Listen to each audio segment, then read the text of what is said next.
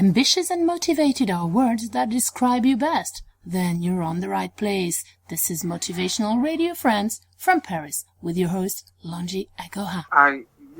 That's actually what we preach. That's what we teach. We teach that you don't have to jump out. Of course, the less knowledgeable you are, the riskier it is to start at anything. But start you must.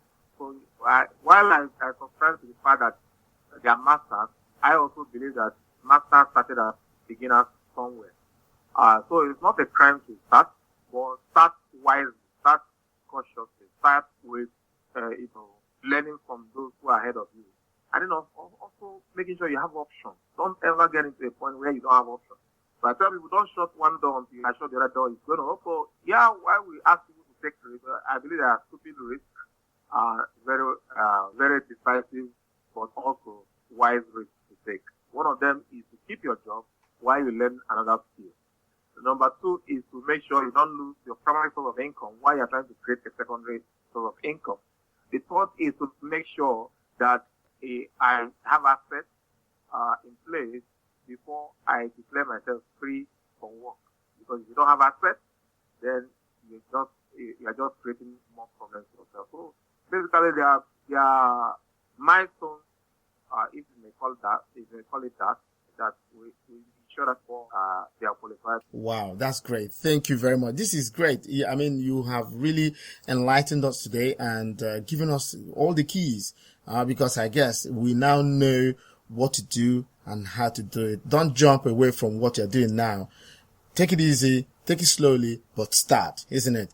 Don't leave your job. Start the other one, maybe both of them at the same time, but don't leave your main income coming in, because if you do that, that will be a recipe for disaster, I guess. Yes.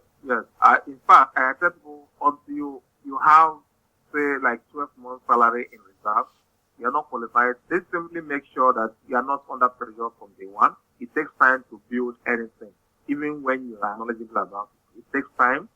There are a lot of ups and downs. There are a lot of challenges, unforeseen challenges that may show up. Of course, things are not always the way they are. They appear until you get close enough.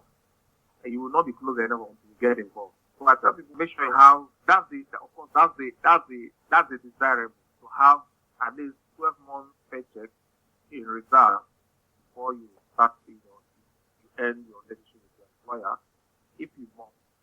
Some people are in less pressure jobs, so they could afford to, combine what they are doing now and what they want to go into. And I also teach people how to make sure that they give, superior value, where and above what they're paid to do. Make sure that there's a touch of excellence in everything you do. Let your work speak for itself. In helping another person's business grow, you learn how to create deliver excellent and exceptional value. And of course, whatever you learn stays with you. Whatever you start for, the skills learned, the attitude formed, and the experience gained, you use to rub up on your new business. So it's never a loss, it's never a minus. Okay, that's very, very insightful, because of the fact that now you don't need to jump away from where you are now and say, okay, let me go and create something because I know I would make a lot of money. And then maybe after 6 months, you look back and say, oh, if I had known, I would not have left my job. Okay, so you need to really have a good financial base before you ever move away from what you're doing at the moment and try. But if you don't have a job at all, I think that is when you need to move. You need to try your hands out on any particular thing to learn that, because I believe in doing and learning. I don't believe that theory alone is enough. You need to practice. You need to do practical things before you begin to learn. We always learn by doing. If it is only reading alone, I'm sure a lot of professors would have been millionaires only today, isn't it? But they are not, or many of them are not, and that shows that reading alone is not enough. You need to do practical things before you transform your skill into money. Yes, I think that sums it up. It's not book knowledge, it's not academic experience.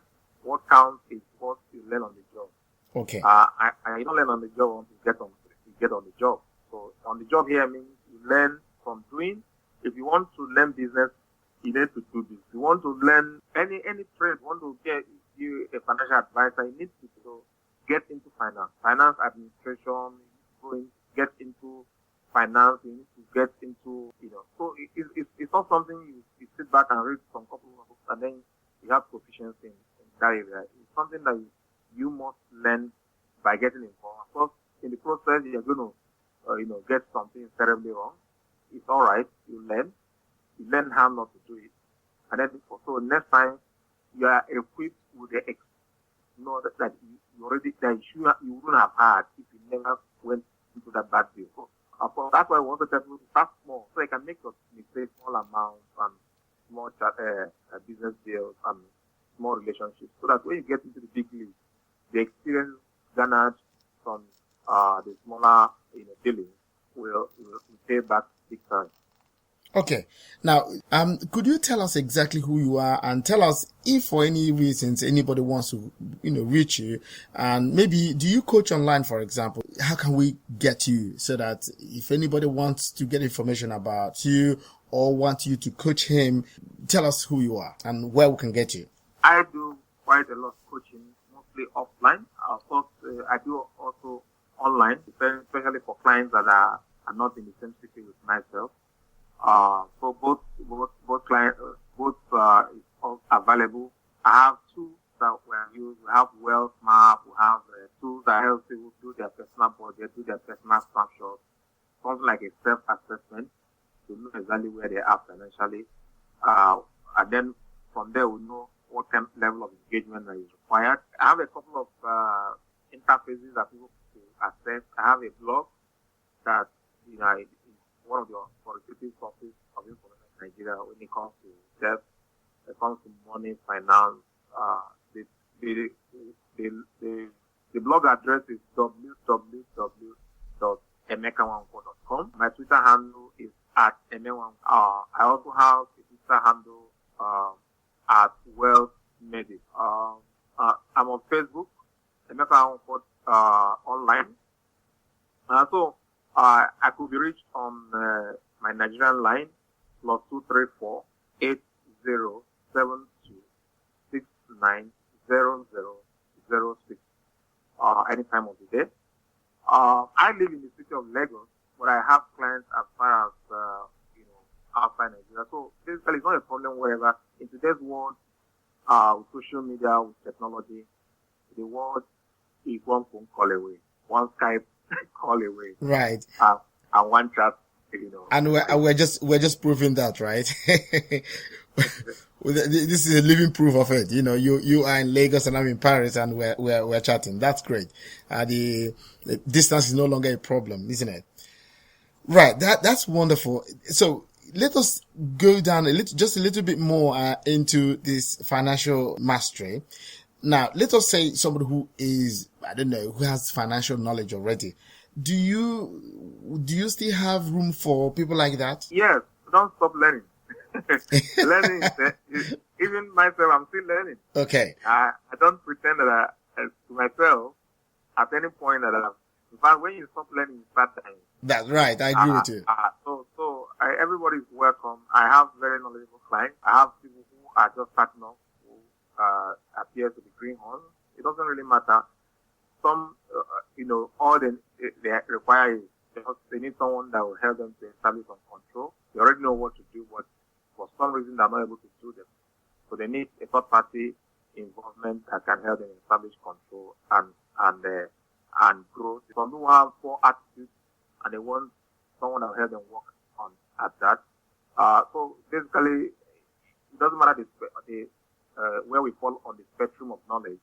We all keep learning and keep growing. The most important thing is I am passionate about people, take hold of their finance and take personal responsibility for their lives, and then of course drive all the way to financial freedom. That's what I do.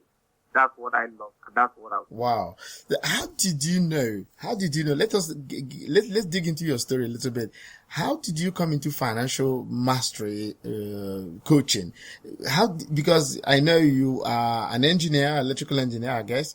And so, how did you make that transformation from being an electrical engineer to finance? Well, I think I told you a little bit of my personal story. Yeah.